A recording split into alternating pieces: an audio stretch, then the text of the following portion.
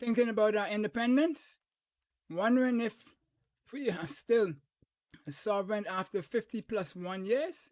Pause. Think about it with intentional thought and consider where we go from here. Stay tuned and hear what I got to say, Dale Happy Knowles, about how sovereign the 242 feels. Something to think about with Dale Happy Knowles. What we think, we become. What we radiate, we attract. What we imagine, we surely can achieve. Let's change the narrative, 242. Welcome to Something to Think About with Dale Happy Knowles, and today we here run short, single. You got me all for yourself, and this is something that a couple of my friends have been asking me to do for a little while, and I keep stanching about doing an individual show under this banner. But tonight I figured we'll do it. This is the end of the Independence Month, and we figured we would do something in that light. And so we're here today, and we'd like to thank our sponsors, Namdev Enterprises and Pasha Investments, and we ask you to join them. Ask all the questions that you can ask as we talk about this lovely subject this evening. The subject that we can talk about is are we sovereign after 50 plus 1 years? This thing started a long time ago. We started up until the time when we came and got up to the point where we got our independence order. And from that independence order, we were able to have a number of things conveyed to us through an act of parliament from the British, as we were colonials at that time, subjects to their system of governance. And so this evening we want to find out, after 50 plus 1 years, are we sovereign? And we want to hear from you. We want to know what you, the people in the 242, that's Bahamians and those who function in the 242, got to say about it. We want to know what you're thinking, what you think we should do different, and how we should move forward, how you would like us to move forward. What is it, digital? Is it analog? We want to stay in? Do what we want to do. Let's just let ourselves know these things. So, as I said, whatever we do, ask all the questions you have, and we'll endeavor to answer these questions. But let's start first and foremost with the basics. And I was taught a long time ago that what we should do when we have a topic is to define what is the actual subject. And so today we're talking about sovereignty. And sovereignty, Jane Bowden is saying that sovereignty is the full right and power of a governing body over itself, without an interference from outside sources or bodies. Now, there's a lot to dive into in that, but basically it's saying that it is the ultimate authority, and we shouldn't be having external interference from anybody on our authority. And so the way I grew up was the only thing that could cause me to do something different was me. It wasn't going to be somebody else. They could do whatever they want to do. They could smoke dope. They could drink liquor. They could do whatever they want to do. But it's me who's going to do it, not them. They do it to themselves. But to me, it's me. I have to do it. And so as a nation, we have to maintain our sovereignty if that's what we want. And so we have a government that we give proxy to manage our affairs on a daily basis. But it's us who have to make sure that those things are done with accountability and transparency, etc., and integrity. And so as we move from there, we want to continue to move on from light to light. And hopefully in the next 50 years, we will move this country so far ahead as to where at the rate it was going before, that we would be able to be not just the gem of the Caribbean, but the pride of the whole world. So, talk about the what Jean said, but the Merriam-Webster says that's the supreme power, especially over a body politic. It's the freedom of external control. Freedom, keyword. And it's a controlling influence. So, what do we as a people want from sovereignty? What does sovereignty mean to us? That's what we want to hear today, that you to tell us that we're going to be talking about. And so, one of the things we talk about here is self-determination. Sovereignty allows the country to make its own decisions without external influences, ensuring that politics and the laws reflect the will and needs of its people. I talked about the independence order, and going into independence, which produced a constitution that we are to be followed, which is our supreme law. And all of our laws are supposed to be in alignment with that constitution, not in conflict.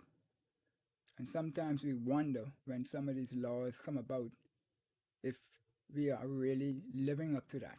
And yes, we, not the politicians, we the people out there, because it's us who put them there to act on our behalf, and it's us to shape them up, to make sure and rattle them sometimes so they can know that they're going off course. The people are people, and people are going to do what they think is right, but that don't necessarily mean it's going to be right, because they're going to have pressures from all kind of places to do something different.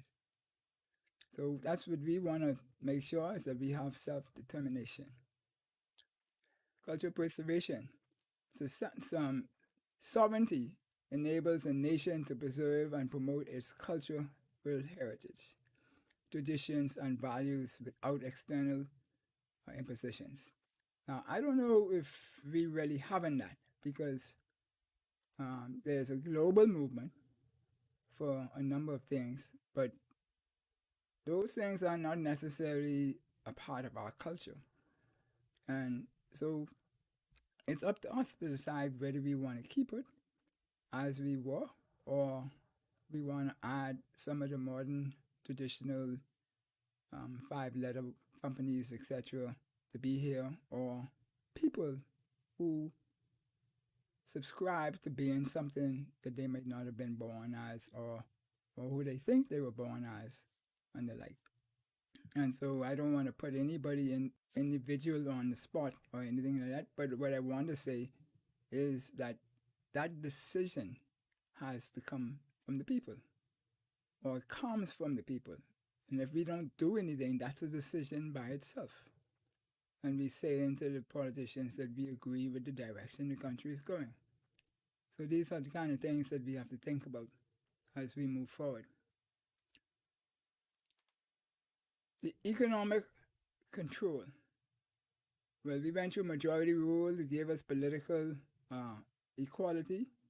And I think we've been running behind our tail trying to catch up with economic equality from then. So to me, if we didn't get economic equality, that means that we don't have economic control of what's happening here. I think there's a lot of things going on in our country which really is driven by external forces. Our biggest market is tourism. And we saw during COVID where we shut down, and that went to near zero, relatively speaking, compared to what it was. And so that's in itself is something that's controlled by external. Because if the people stop coming, then we don't have no control over that economic belt. So the words here are that sovereign nations can control their own economic policies, trade agreements, and resource management, which can lead to a better economic stability and growth tailored to their special needs. Well, we have special needs, but I don't know if we are pointing our economic policies to address those special needs. And yes, we control our trade to a certain point because sometimes we sign on to treaties and they give us things that we have to do. And we'll touch on something soon as to one of the reasons why I say we don't have the economic control. Political stability, that I think we are almost the head of the class, if not the head of the class, in that we have yet to have anything way out for as long as we have had a democracy that could say it's been disruptive to our way of life. Say for things like the Burma Road riots and stuff like that happened back then, that had to do with labor and so forth. I think they would have been the closest things in modern times to be able to say we would have anything to do with any instability. So, national security. Well, being a little itty bitty nation of islands, it's a good thing the good Lord blessed us and put us right in the bosom of the United States, the biggest superpower there is. Because I think that helps with our national security, that we are nestled there. But in the late 60s, we had internal rule, but our internal rule was missing the foreign affairs, so we didn't have control of foreign affairs and we didn't have control of national security. And so that came about and that gave us full internal rule. But the people didn't want just the internal rule, and they told the government we wanted independence. A couple of years later, 1973, we had independence, which is what we celebrate now, 50 plus 1 years. Still young, very young. A lot to mature about? Yes. A lot that we should already mature in? Yes. So we just need to figure out where we want to go from here. And so these things we talk about. A foreign nation can maintain and control its own military and security forces, ensuring the protection of its borders and citizens. And we do that to a certain degree.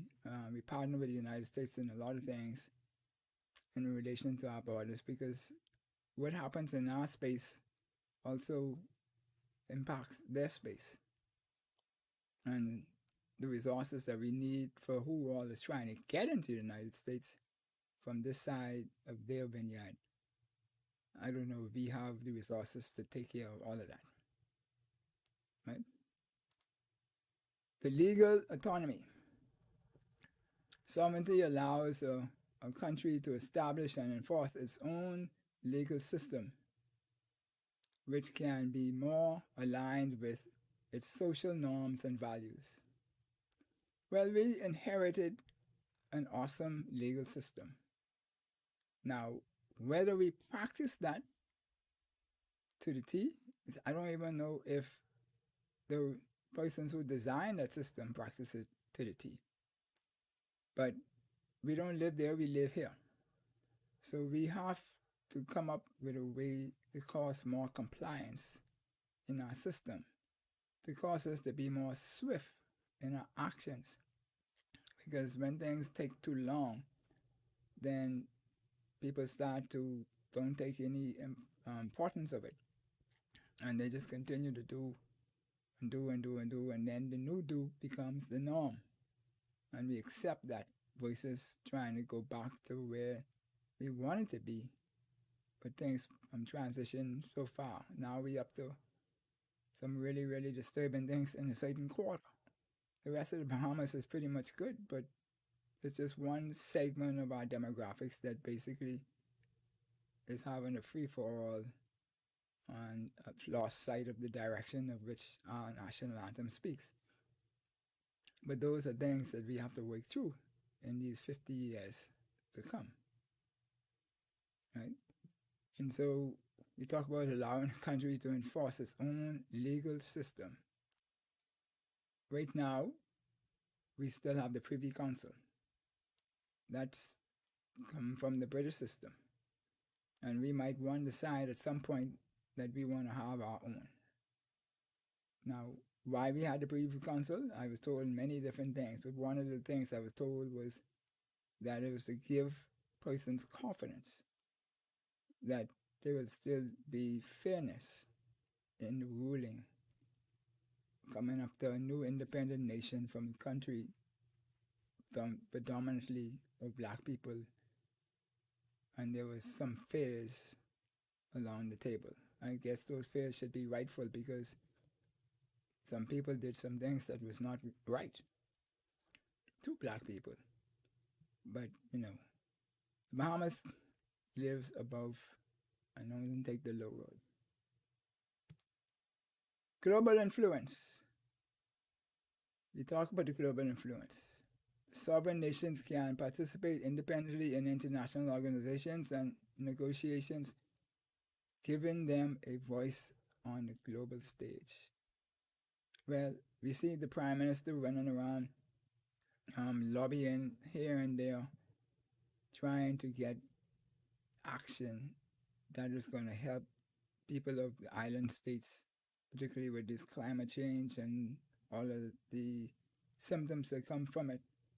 It's causing the water levels to rise and will soon, relatively speaking, shrink at least 3 meters or so from the coast, and all the land is going to start to disappear. Eventually, if that keeps happening, sooner or later, the little Bahamas will be a real Atlantis again, underwater. So these are things that we have to do. We have to get in the system and work the system so that people become sensitive to what is happening in little countries like ours. At the same token, you have people out there who want to control us. And so you have things like the blacklisting that have been going on for umpteen years. And also, now that seemed like we've caught up in addressing all of the issues that they keep putting on the table, we've been sort of on a honeymoon from blacklisting. And so there'll be some other things that we'll have to tackle as we move. But ask your questions, people. Ask your questions. The economic opportunity, that's the promise of the majority rule. Coming from a fishing village of sorts, persons of undereducated people, and now we have people, at least 4 Rhodes Scholars, wealth of people who sit around tables with kings and queens, and so forth. And we could hold our own with anybody. We do it on the track, we do it in the classroom, we do it in business. So it's just a matter now of using that brain power to take advantage of the opportunities that's on the table. We have tourism as our #1 industry. And that tourism industry, I don't believe that we come even close to maximizing or scratching the surface of the potential that comes from tourism.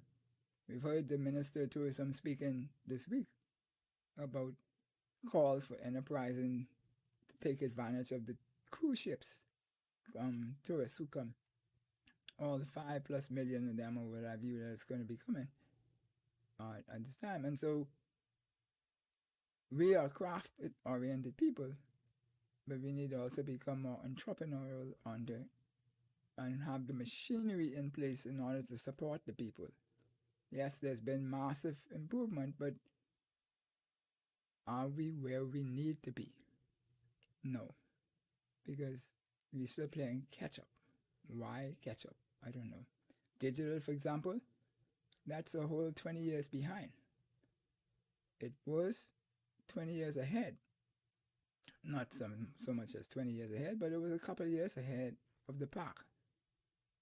At one point, back in the early 90s, late 80s, early 90s, etc. And then we sort of put our foot on the brakes and say we're not going to do anything in this space. And now we're trying to catch up again. But we are poised that once we put our intentional thoughts behind it, we could catch up and go ahead very quickly. Because that's a very limber or nimble industry to be in. And everything that we do in the analog world or the real world, we could do in the digital world. So if you have mindset out there to do, team up with somebody who is digital minded, or give us a call, shoot us up, and we'll steer you in the right direction. But digital, we saw it after COVID, how quickly people ramped up and adapted for that. So you had things like a couple food companies, delivery and what have you come about. All of those because of the digital space, because we couldn't socialize and what have you because of the emergency orders that were in place to address things like COVID. And so those are things that we have to focus on. But this economic control and economic opportunities has to be the number one priority from a majority rule point of view. Health, safety, education, etc. always is going to be at the top of the list. But we're talking about things that you don't have to do, but you should do. Those are what I'm speaking of when I say opportunities in economic being a priority. Public accountability. We had a prime minister at one point now went away and said the country was all in a certain way. Everybody is doing things in a corrupt way. I think that was a little extreme, and maybe the words might have been out of place in the way he said it.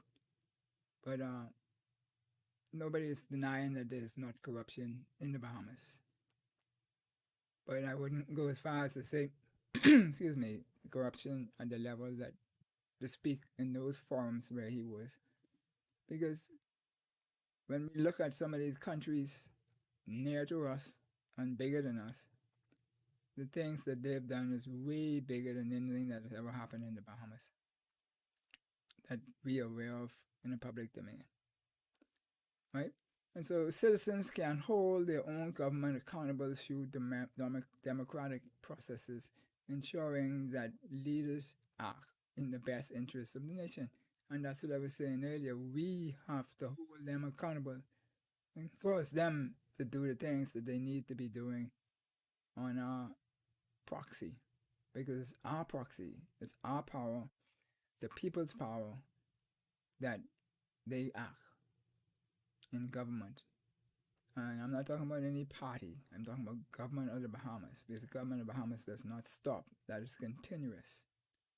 And so we just need to make those. And actually, by the way, the majority of the people who have the most power in government are the people who are continuous in government, not the elected few.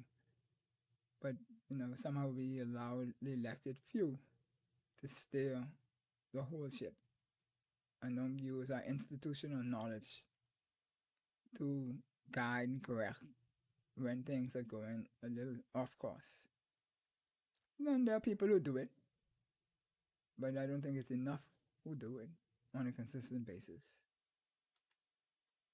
Human rights, big challenge for not people. It's a hot topic. We have a couple of shows during the day that talk pretty much almost every day. That's all they talk about, human rights. But a lot of these human rights that they're talking about are things that people try and impose their view of human rights on the Bahamas. And that's why I asked the question about, are we sovereign after 50+1? Because our Constitution gives all free reign here in the Bahamas within the confines of the laws of the Bahamas. But that doesn't mean that everybody have to accept the way your values, your core values, etc. and move with it. The majority has a view, and that majority view should be respected. And you can't bully your way into something that they don't want. Nobody's stopping you from practicing what you practice, but that's no reason to say that you are entitled to have the same things everybody else have. That's not so. You are entitled to exercise your right. But as Supreme Court justices have told me before, I don't have the right to practice my right at the expense of your right, because that's just a wrong. And the courts will deal with you for it if you insist on doing that. So these are some of the things that we should be striving for when we talk about sovereignty of the nation. Well, for me, I believe in something that he created called the New Built Environment. And it is the political, economic, and social environment of our society found and formulated through intentional and thought and action, designed to create the greatest opportunity to build the highest quality of life for our citizens, residents, and those subscribing to and supporting the culture of the 242, and which will provide sustainability for generations to come. Not just us, not just my corner, generations. And you know, one time ago, generations was 40 years, now it's something like 20 years. But you know, we now, if we use the 20 years, we now on our third generation since independence.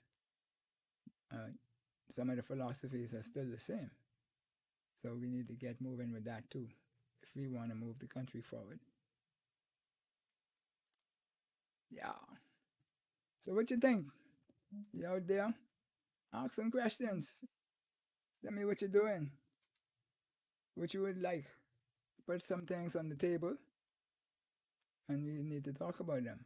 When we talk about the new built environment, the sun, sand, sea, digital, and people. Sun, renewable energies, etc. Light industries. These are all light industries. So you don't need no special big things to come here and devour our beauty as a country and what have you. That's our sovereign right to have our country stay the way it is. We don't need all these different great things to come. So my view is the light industries is what the Bahamas should be all about. And so we have the solar and renewables and stuff. We could create light industries in that and have our own unique sovereign view as to how we play in that space. Sand. We're right now debating cannabis. Well, cannabis, bush medicines, and all those different things, to me, that's an industry by itself, or industries by themselves, that we could use to continue to build our wealth. You know, and we talk about $12, $13 billion economy now, with a deficit being almost 50%. But we could easily get out of that, because we believe the new built environment is $100 billion economy. And so we have the sand, which deals with all the things that come out the ground that we could create. Right now, a lot of these pharmaceuticals are coming to the Bahamas and places like the Bahamas, doing their research, taking the information back, and developing their own medicines that they sell in pharmacies and stuff like that. So why can't we do something similar, but with our own? You have PharmaCam just closed the other day. That's a whole facility sitting there that we could look at and create some sort of mechanism from that to generate some things on our side. Yeah, it takes money, but I never know the world will be short of money. So we do money for everything else. We go get the money for these things too. And then we come up to the sea. Well, I have some friends from university who tell me that the marine safari that we have is huge. I don't know how much money we get from it, but based on what we register in the House of Assembly, it can't be that much. But they tell me by itself, the shark industry is a $2 billion industry. And my friends down there in Anders tell me we're not collecting anything from that. But that's a different thing altogether, because when we look at all of that, it seems like we still have the mindset from a colonial state where we like to go and get everything and develop from outside in versus inside out, and some of those things. We already touched on digital a little bit, digital wonderland. I have that view of a digital wonderland in the Bahamas. The whole Bahamas could be a smart city.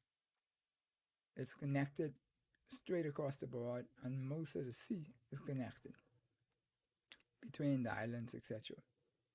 And so, whatever you could dream of, we could do in the Bahamas. All we have to do is set up the right framework so investors could come in and spend their money and use our brain power and their brain power and put it together. And they could have the traditional sunshine and sea whilst they do their work in the digital.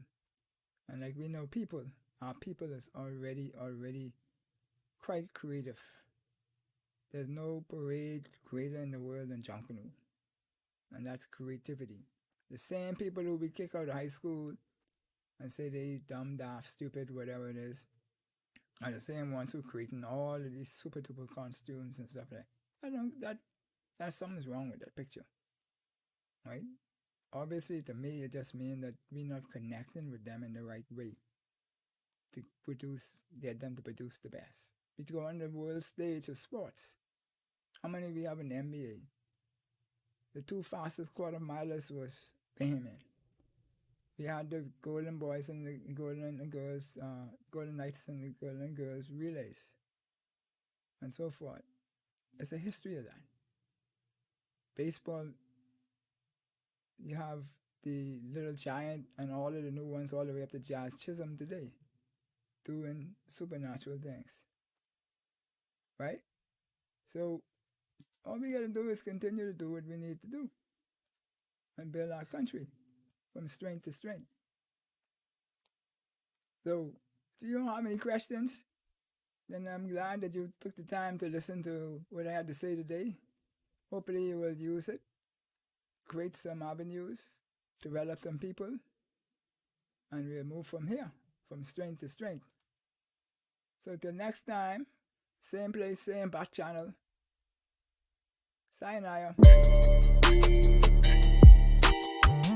Enjoyed the show? Then subscribe to us for more educational and inspirational content. Ring the bell so you never miss a show.